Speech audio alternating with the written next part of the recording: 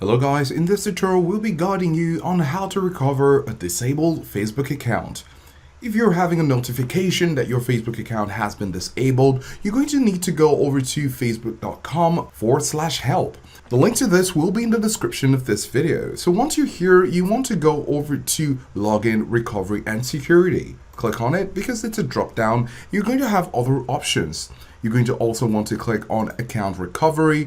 And it says here, recover a hacked account, recover an account, confirm your identity. If you click on recover an account, it will provide you with some information as a self-help. However, if you'd like to contact customer service to help rectify the problem in case it's a glitch on their end, you want to come over to the question, was it helpful? You can say no, and then click on the solution doesn't work. Click on select, and then provide more information.